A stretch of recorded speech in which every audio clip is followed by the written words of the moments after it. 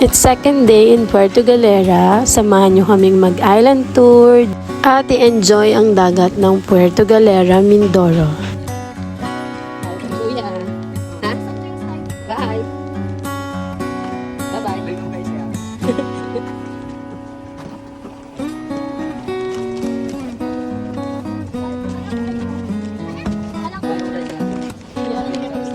Yating gano'n. Hello. Ito ang aming sasakyan.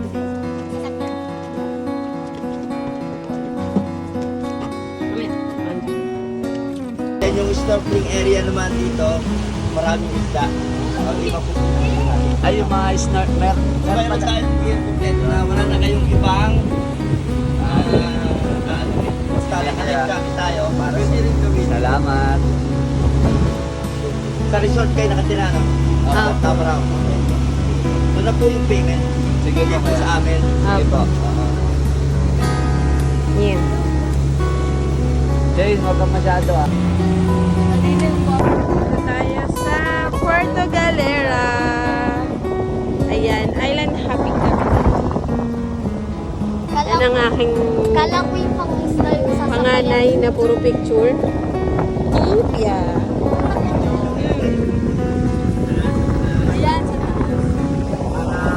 Ito ang aming boat today. Ang pangalan ng ating boat. What's up guys? Kuya, wakan mo. Nasa gitna. Hello guys. Ito kayo pili rin ng kami property. Ay, ito kuya.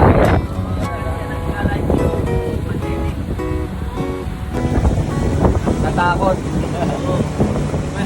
Pagkain nga na sardinas eh. Saka yung mga isda na dito.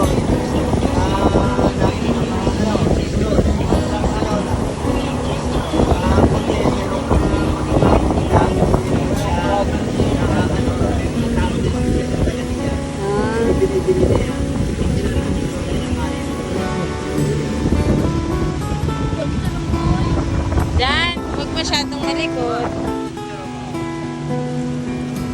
Ito naman mukhang picture.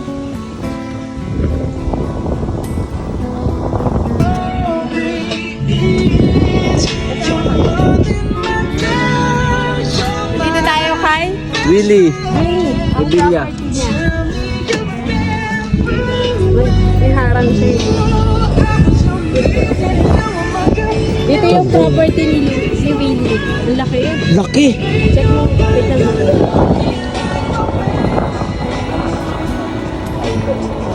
Grabe, no? Hindi tinitira ni Willie Rebilla mo yan. Pero ang laki, Parang no? ginagawa pa nga siya eh. Bayos yan.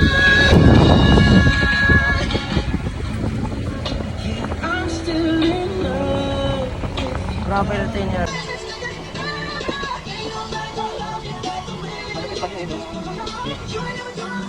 May tabo.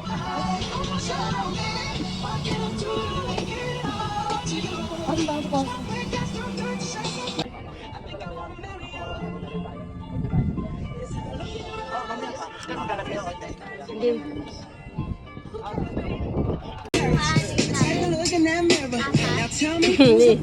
Is it you? Is it me? Dane.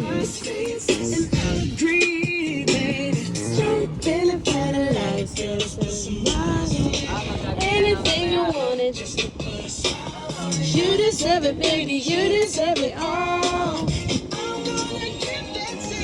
This jewelry shining so bright. Strawberry champagne all night. That's what I like. That's what I like. Lucky for you, that's me.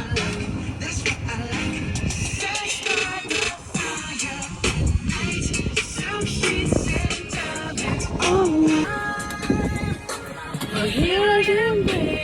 Here I am, baby. Me. Me. Subukan natin. Ano? Huwag mo tatanggalin ha, dyan ha. Lalagay mo lang dito sa ano, sa leeg. Pagkabalot ang baligitan ko. Huwag mo i-headband. Yan. Okay na. Sa bibig kahihin niya ha. Huwag sa... Hawak mo na. Sa gilid, bitahin yung gilid. Sige, kayo muna. Lubig. Sige. Sige, kapit natin sa gilid sa buod, kapit. Ay, dami yan. Kapit na lang yung buod. Kapit namin tayo yan. Dami ta. Sige, punta kita ka. Sasaktan ka, ano baba?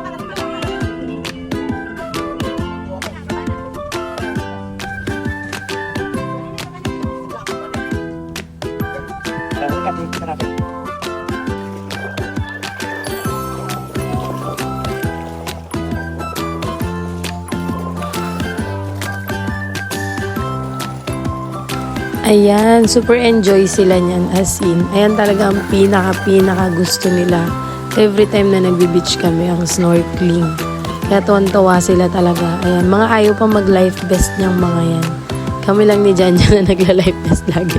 Kasi ako lang hindi marunong lumangay sa kanilang lahat. Sa unang snorkeling area na pinagpuntahan namin is pwedeng hindi naka-life vest. Kasi hindi naman malakas ang alon. Tapos, ang ginagawa ni Kuya, pinapakapit niya kami dun sa lubid. Tapos, inaandar niya yung yate. So, sa pangalawa naman na snorkeling area, kailangan naka-life vest kasi medyo malakas ang hangin at maalon. Baka ano din kami. So, hindi pwedeng, hindi naka-life vest. Lahat ng pwedeng i-advise sa'yo ni Kuya, isasabihin niya lahat ng mga hindi dapat gawin, lahat ng mga dapat gawin. So, hindi siya yung driver na basta mag-snorkeling ka lang dyan. Hindi siya ganun. Sasabihin niya sa inyo kung ano yung dapat at hindi. Lalo na, especially sa amin na meron kaming 3 batang kasama. Ay, ang nakikita nyo ba yung bangkang dumaan? Usually, ayan lang ang ginagamit nila na pang island tour. Kapag nag-avail kayo doon sa White Beach. Pero kasi kami, nag-avail kami mismo na sa hotel namin, which is Tamaraw Hotel, which is napaka-tamang desisyon kasi sobrang sulit ng 5,000 namin sa yate. As in, solo, with surround sounds, tapos ang daming gamit ni Kuya, pang beach. Sobrang sulit ng 5,000 namin. As in, solo namin, nakakatayo kami, pwede ka magsayaw, pwedeng mong gawin lahat ng gusto mo kasi maluwag siya. Hindi katulad nung usually na ginagamit nilang bangka pag mag-island tour sa White Beach. Maliit lang siya as in. Yung mga nakikita nyo yan, yan lang yung mga ginagamit nila pang island tour.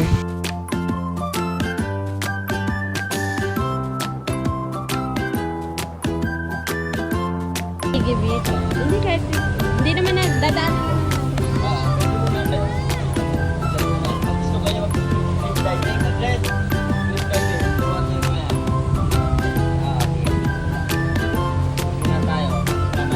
Ano nga po ito? Haligi Beach.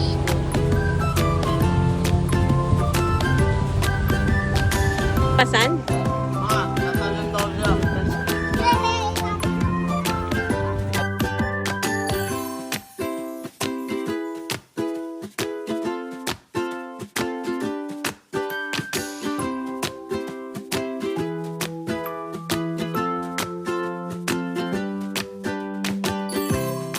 And dito sa ating next destination, dito naman is nag-enjoy lang ang mga bata. Ako di na ako bumaba ng yate. And then si Mark naman is nag-snorkeling siya again. Yung mga bata naglaro na lang sila dito. Nagtalon-talon sila sa bato and nag-ikot-ikot sila dyan. In-enjoy lang nila ang dagat gamit ang board na yan. Ayan yung anak nung driver ng yate. Ayan, super accommodating nilang mag-ama. Ayan, nagsitalon-talon na sila dyan sa bato. Na-enjoy din nilang kabanding yung anak nung driver.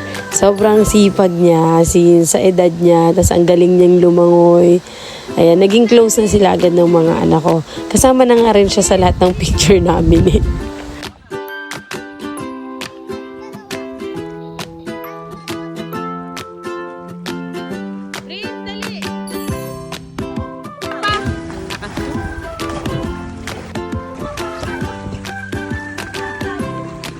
Oh, picture. 1, 2, 3. Diyan, Dane, wag. Prince. Nandun, nag-print.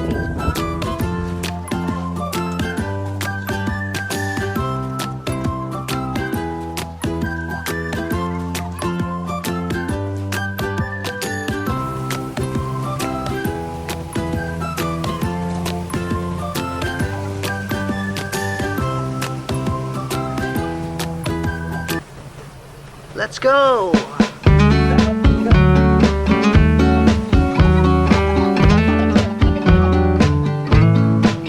And ang ating next destination ay ang underwater cave sa Puerto Galera. Pag pupunta kayo dito, siguraduhin nyo kayo ay naka-crocs or naka-foot gear kayo ha pa, kasi masakit yung mga bato na yan as in nakakasugat. So, meron ditong mga local na lalapit sa inyo para kayo ay assist. Syempre, para meron kayong taga-picture. Ayan, si Kuya. Siya ang taga-picture namin na super effort din sa pagkuha ng picture talaga sa amin. Bali, hindi na na-videohan yung pag-akit namin at saka pagpasok namin sa cave. Pero na-picturean naman ni Kuya lahat. Pero kasi memory full na kasi ang aking phone. So, ang hirap talaga pag wala kang memory masyado sa phone mo. Super dami ng picture namin. Sunod-sunod kasi ang mga travel namin. So, pero na-picture naman kami ni Kuya. So, happy pa rin. At ito ang kanyang mga kuha.